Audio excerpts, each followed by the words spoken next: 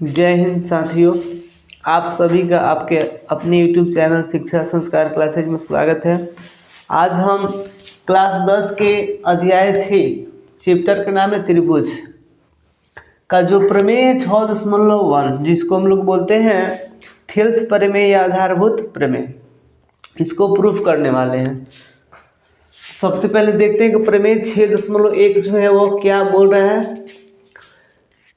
बोल रहे हैं कि यदि किसी त्रिभुज की एक भुजा के समांतर, यानी किसी त्रिभुज में उसके एक भुजा के समांतर और बोल रहे हैं अन्य दो भुजाओं को भिन्न भिन्न बिंदुओं पर प्रतिच्छेद करने के लिए, यानी किसी त्रिभुज में एक भुजा के समांतर तथा अन्य दो भुजाओं को भिन्न भिन्न बिंदुओं पर प्रतिच्छेद करने के लिए एक रेखा खींची जाए तो वो जो अन्य दो भुजाएं हैं एक ही अनुपात में विभाजित होती हैं।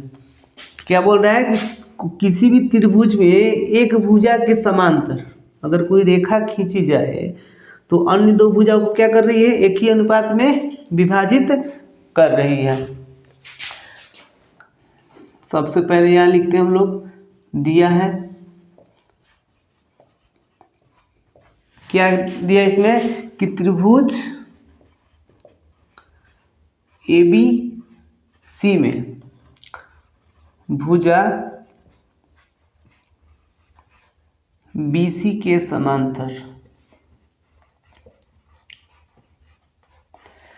भुजा BC के समांतर एक रेखा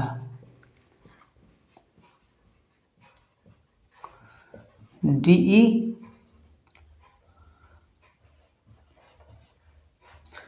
खींची गई है जो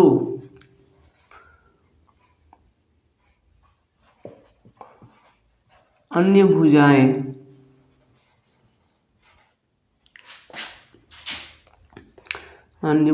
AB और AC को क्रमशः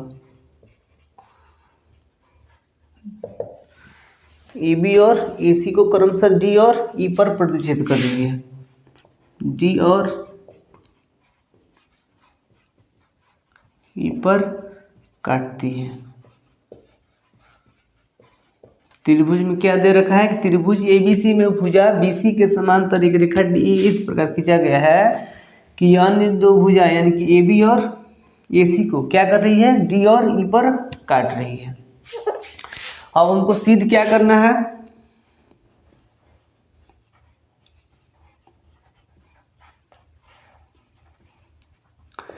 हमको यही दिखाना है कि जो DE रेखा जो खींचा गया है वो AB और AC को एक ही अनुपात में विभाजित कर रहा है, यानी कि AD बटा DB बराबर AE बटा EC।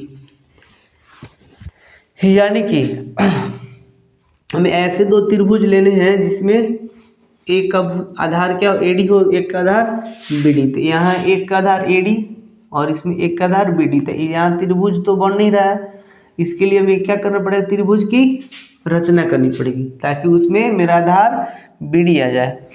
इसके लिए हम क्या करते हैं, इसको BE और CD को मिला देते हैं और यहाँ E से इस पे ऐसे लंब डाल दे रहे हैं और D से इस पे ऐसे लंब, इसको मान लेते हैं M, इसको N। अब यहाँ जो रचना की है उसको लिख देते हैं।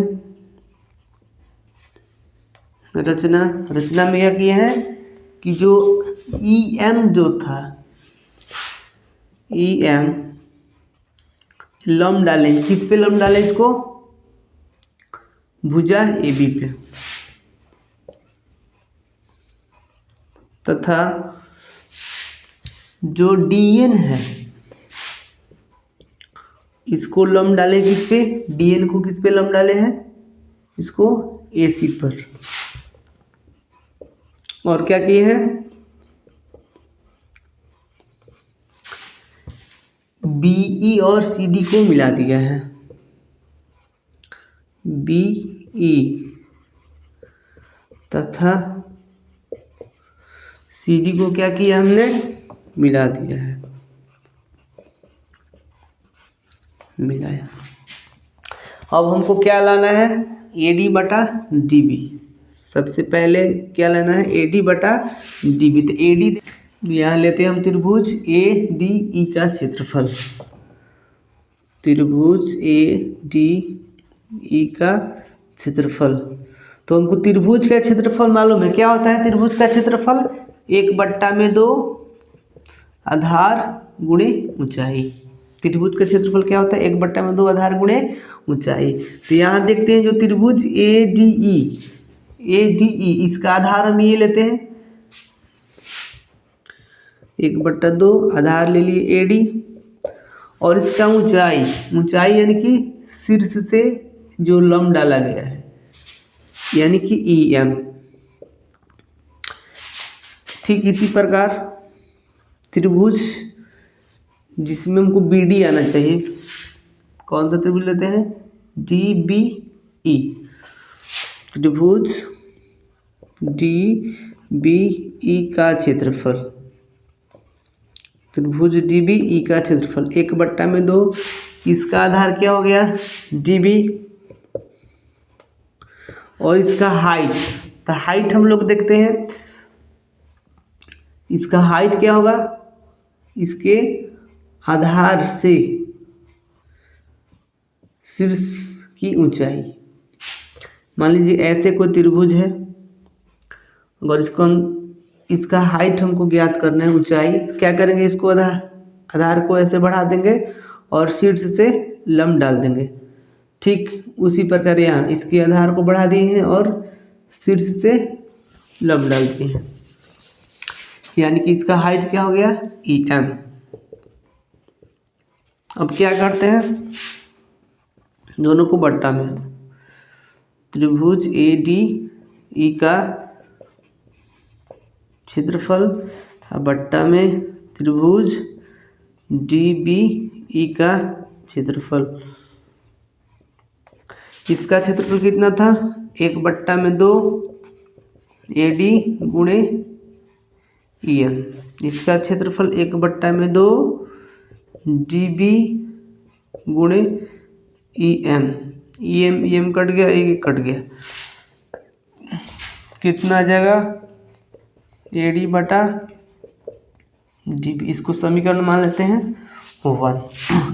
अब पुनः हम इधर वाले को लाते हैं, ए ई बटा ई सी। तो देखते हैं ए ई किस में और ई सी किस में है, तो ए ई इसमें है,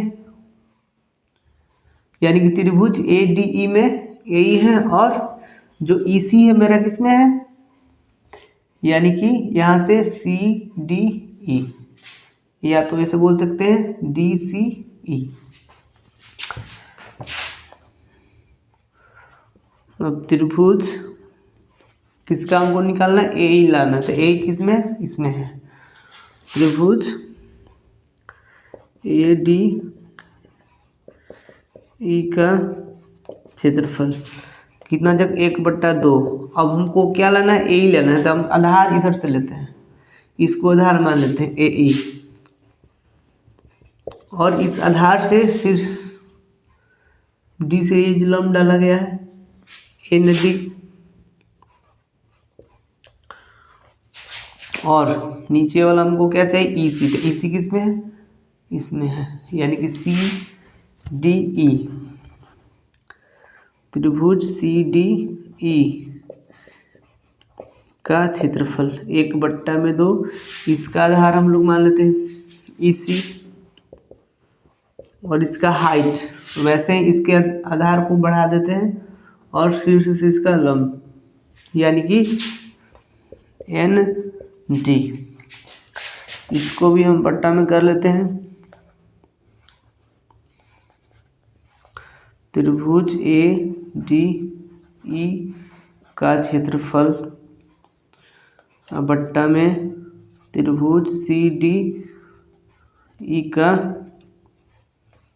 क्षेत्रफल, ये आपको जगह 1/2 ए ई गुणे एन डी बट्टा में 1/2 गुणे EC गुणे ND, यानी कि इस त्रिभुज ADE का क्षेत्रफल बट्टा में त्रिभुज CDE का क्षेत्रफल। इसका कितना क्षेत्रफल था? 1/2 AE गुणे ND। इसका क्षेत्रफल कितना था? 1/2 EC गुणा ND। अब ND कट गया, 1/2 कट गया, बचा कितना? AE/EC। इसको समीकरण मान लेते हैं 2। अब देखिए हमको प्रूफ क्या करना है? AD/DB बराबर AE/EC, यानी कि ये दोनों को क्या करना है? बराबर करना है। तो ये दोनों बराबर कब होगा? जब मेरा LHS का जो पार्ट्स बराबर होगा तब RHS क्या हो जाएगा? खुद बराबर हो जाएगा। तो ये बराबर करने के लिए सबसे पहले हमको क्या करना पड़ेगा? ये बराबर करना पड़ेगा। तो ये तो बराबर है ADE, लेकिन ये बराबर नहीं है। तो सबसे पहले हम क्या करेंगे? ये जो त्रिभुज है इसके क्षेत्रफल को बराबर करते हैं, DBE और CDE को। तो यहाँ हम लोग देखते हैं कि DBE जो त्रिभुज है और CDE जो त्रिभुज है वह एक ही आधार, यानी कि DE और एक ही समांतर रेखा DE और BC के अंदर बना हुआ है। और हम लोग 9th क्लास में पढ़ चुके हैं। क्या पढ़ चुके हैं? अगर एक ही आधार और एक ही समांतर रेखा के बीच कोई त्रिभुज बनाया जाए तो उसका क्षेत्रफल क्या होता है? इस त्रिभुज के क्षेत्रफल के बराबर होता है। सेम वैसे ही यहाँ पे करना है। यहाँ लिख लेते हैं, चूंकि जो त्रिभुज है BDE और त्रिभुज CDE, यानी कि BDE और CDE क्या है? दोनों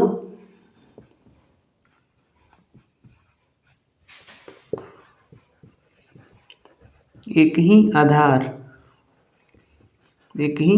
कौन सा आधार है? DE, तथा दो समांतर रेखाओं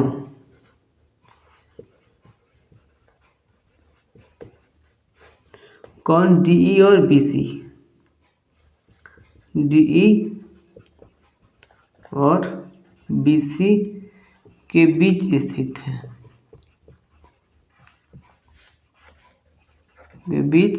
है, इसलिए दोनों का क्षेत्रफल क्या हो जाएगा? बराबर। त्रिभुज BDE यानी इसका क्षेत्रफल जो हो जाएगा बराबर हो जाएगा त्रिभुज CDE का क्षेत्रफल के। इसको समीकरण हम क्या मान लेते हैं? 3। अब हम समीकरण 1, 2 और 3 से लेकर चलते हैं। अब समीकरण 3 से हम यहाँ जो BDE है बराबर क्या है? CDE। तो यहाँ हम CDE के जगह पे क्या लिख सकते हैं? BDE, यानी कि इसके बराबर हो जाएगा BDE के बराबर हो जाएगा। तो ये दोनों पार्ट्स जब बराबर हो जाएगा तो ऑटोमेटिक ये क्या हो जाएगा? बराबर हो जाएगा। यहाँ लिख लेते हैं कि समीकरण 1, 2 और 3 से क्या हो जाएगा मेरा? एक बार फिर देख लेते हैं। ये जो BDE है बराबर है किसके? CDE का, यानी कि CDE जो है उसके स्थान पर क्या लिख सकते हैं? BDE। तो यहाँ भी ADE और BDE, यहाँ भी ADE और BDE दोनों क्या हो जाएगा? बराबर। ये जो LHS बराबर हो जाएगा तो मेरा RHS ऑटोमेटिक क्या हो जाएगा? बराबर हो जाएगा। यानी कि AD/DB बराबर AE/EC। यही हमको क्या करना था? प्रूफ करना था। अगर आपको ये वीडियो अच्छा लगा तो हमारे इस वीडियो को लाइक करें तथा हमारे इस चैनल को सब्सक्राइब करें।